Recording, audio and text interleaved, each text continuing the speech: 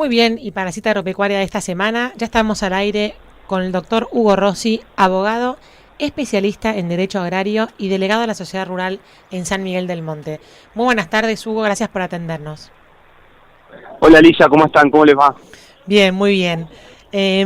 Bueno, Hugo, la verdad es que a raíz de unos tweets que vi que habías estado tratando el tema de las retenciones, se nos ocurrió llamarte para conversar con vos al aire sobre este tema que se está escuchando mucho, sobre todo en candidatos en campaña, este tema de qué van a hacer con las retenciones una vez que logren asumir la gobernación del país. ¿Querés contarnos por qué hay que ser cautelosos con este tema?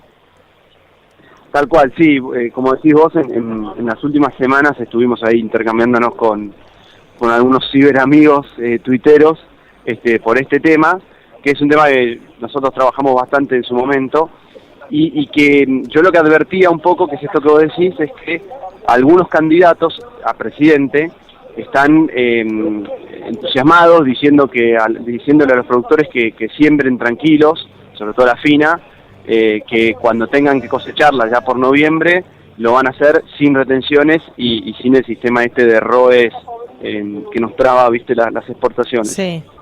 Y yo creo que el mensaje es medio ambiguo, aunque obviamente es lo que todos deseamos y es lo que un sistema tributario equitativo debería establecer, pero hay que ser cautelosos con ese mensaje porque son dos cosas distintas. Una cosa son las trabas a la exportación, que sí dependen del Poder Ejecutivo, y entonces el que sea presidente en ese momento, con su sola decisión, o de la Secretaría de Comercio, que es en la práctica la que lo hace, Sí. puede evitar la aplicación de esas trabas, Sí. que no es menor, pues ya sabemos que a los trigueros, por ejemplo, le implican entre 30 y 50 dólares de descuento por tonelada, Sí.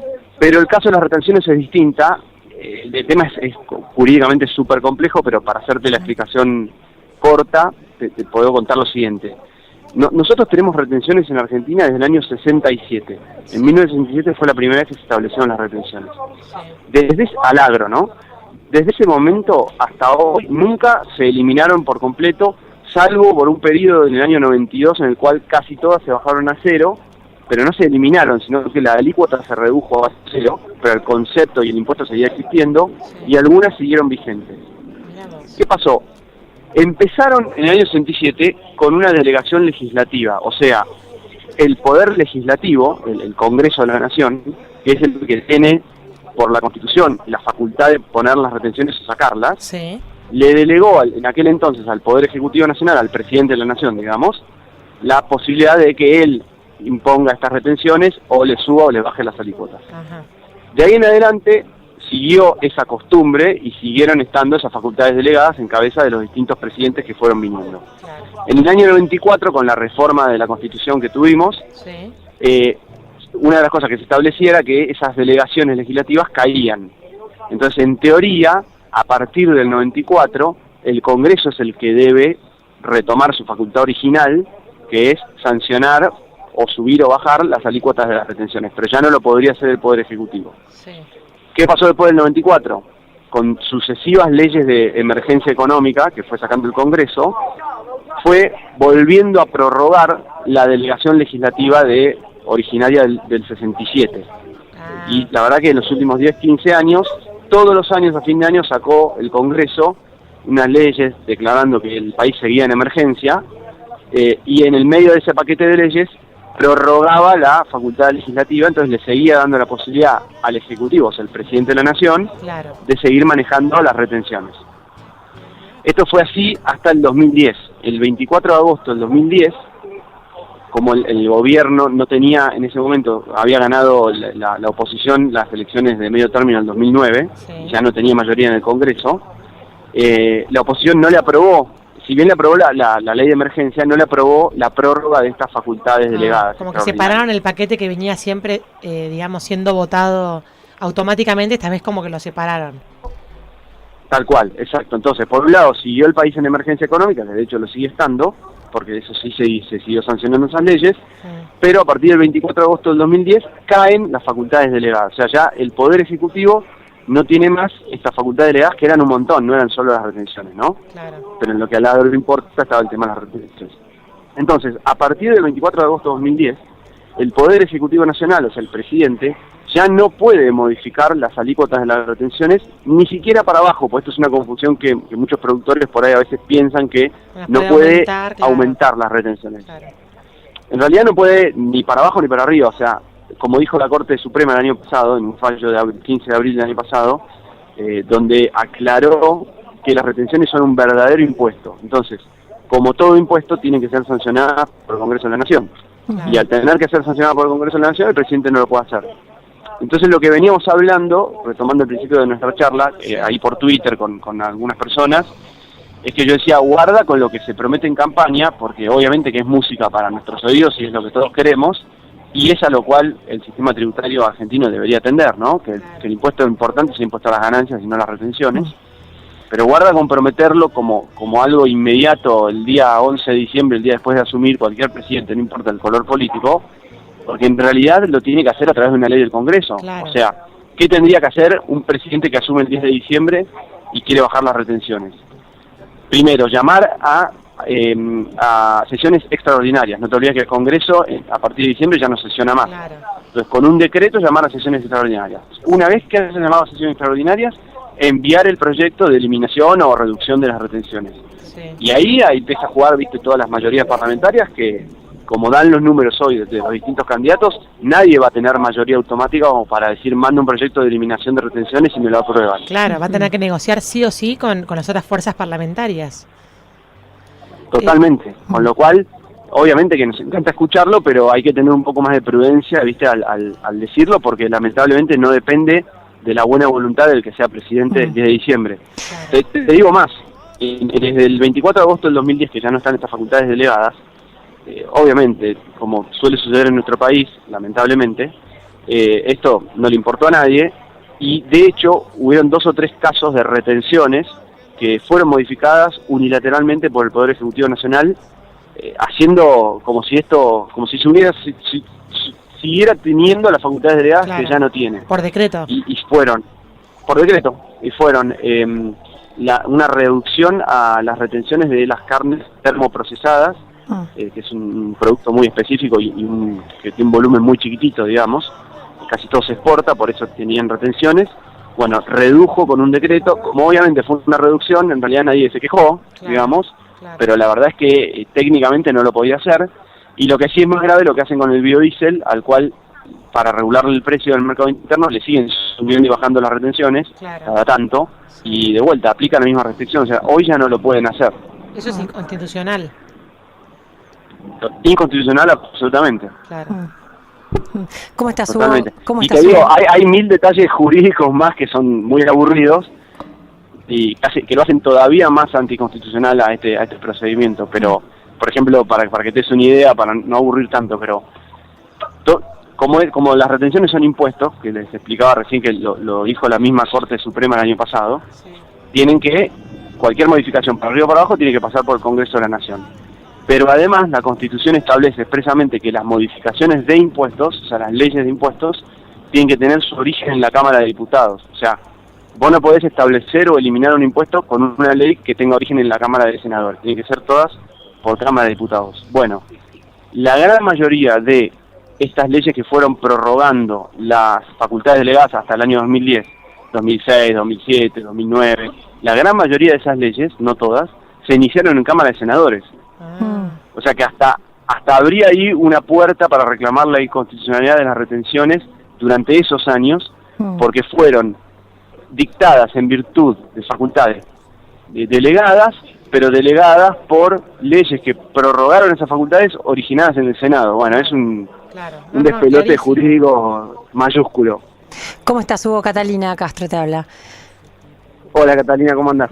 Bien, ahora, escuchando todo esto que vos nos contás de todo lo que es el procedimiento de la sanción de las leyes y demás, el futuro gobierno, no podemos hacer futurología, pero el futuro gobierno tiene, como vos decís acá, si tuviera la voluntad política para por ley derogar las retenciones o establecer la inconstitucionalidad de estos decretos que vos nos acabas de explicar, bueno, es por voluntad política y serían medidas políticas bastante bien recibidas, digamos, ¿no?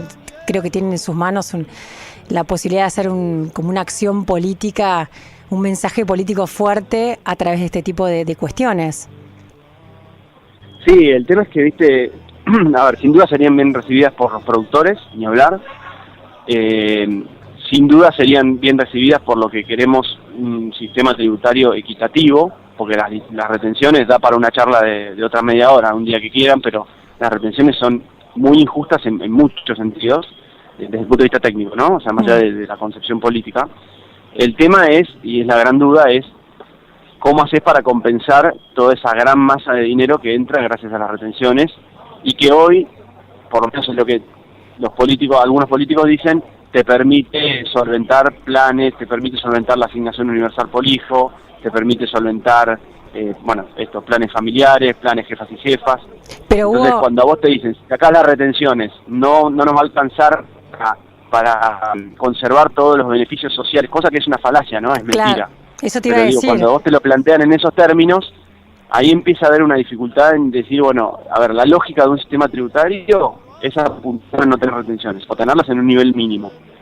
Pero claro, cuando a vos te plantean esto y sos diputado y estás en el medio de la sanción de esa ley, salvo que conozcas muy bien la cuestión, no seas productor o tengas contacto con los productores, empezás a dudar. Por eso no va a ser fácil, digamos. claro, eso te iba a decir. Hemos escuchado economistas que decían que en el fondo el porcentaje de lo que representa lo que entra por retenciones no mueve no mueve la aguja en el presupuesto. ¿Vos sabés cuál es el número del impacto de las retenciones en el presupuesto? Mirá, seguro, no lo tengo en este momento encima, pero a ver, seguramente debe rondar el 7, el 8%. Por ahí deben de andar, más o menos. A ver, sí impacta. Lo que puede no impactar tanto es a determinados productos de economías regionales. Si vos me decís, las retenciones de la soja y son un número importante. Claro. Ahora, cuando hablas del trigo o del maíz o de las economías regionales, ahí empieza a ser más discutible. O la misma la carne, pues son números muchísimo menores y que probablemente terminen volviendo, no sé si el 100%, pero una buena parte, por el impuesto a las ganancias. Claro. Mira, les explico un detallecito técnico que es medio complejo, pero que vale la pena entenderlo. Vamos a suponer un productor que vende 100 pesos en soja, ¿no? A ese productor en realidad le está entrando 65, porque la soja tiene una retención del 35, o sea, le descontaron 35 pesos de los 100 que vendió. Entonces esa persona recibe 65. No 100. Sobre esos 65, esa persona paga impuesto a las ganancias, IVA, ingresos brutos, todos los demás impuestos. Que son impuestos que sí son coparticipables, a diferencia de las retenciones. O sea, claro, cuando un productor o cualquier persona paga impuesto a las ganancias, lo paga a la nación, pero una parte, por ley de coparticipación, vuelve a las provincias. No el 100%, pero una parte se queda a la nación, una parte se queda a las provincias. En el caso de las retenciones, no, se lo queda a la nación. Entonces, uno de los problemas que tiene las retenciones es que te disminuye la base imponible de impuestos que sí son coparticipables. claro. Entonces, de alguna manera te empobrece a las provincias. Claro, totalmente. O sea que el discurso de la redistribución, que muchas veces se aplica a la participación, no cabe, digamos. Exacto. Ahora, siguiendo con lo anterior, vos me decís, bueno, la soja es un paquete importante de plata, pero y de hecho es un producto que casi no se consume en el mercado interno. Los argentinos casi no comemos, por lo menos así masivamente, productos en base a soja. En cambio, el trigo, el maíz, la carne y las economías regionales sí, y entonces y son volúmenes de dinero mucho más chicos. Entonces, por ahí justificaría, y no sería un impacto tan grande en el presupuesto como vos decías antes, eliminarlos o hacer un plan de eliminación gradual para esos productos y la soja tratarla de otra manera, si querés, hacerlo más pausado, la eliminación, eliminar retenciones a esos productos que rápidamente va a reactivar las economías regionales y por lo tanto vas a tener más recaudación por impuesto a las ganancias, por IVA, las provincias por ingresos brutos. O sea, de alguna manera parte de lo que vos dejás de ganar por retenciones va a volver. Por supuesto no el 100%, no hay nada más fácil que recaudar una retención, es muy fácil. O sea, directamente el precio de venta te lo sacan y listo. Pero los demás impuestos, que son más difíciles de recaudar, ganancias, IVA, en realidad son mucho más justos, porque vuelve plata a las provincias, porque te permiten, en el caso de ganancias, por ejemplo, si vos tuviste un año malo, tuviste un año con pérdidas, o porque tuviste una inundación, o porque tuviste una sequía, te permiten descontar esas pérdidas, en las retenciones no. Sí. Ahora, yo te escucho a vos que sos muy claro, muy didáctico y entiendo perfectamente. Y mi pregunta es, ¿por qué no se puede sentar a una mesa a negociar este tipo de cosas que parecen tan de sentido común con el gobierno? Porque para que el tango se baila a dos. Claro. Si tu compañera no quiere bailarlo, es difícil, ¿viste?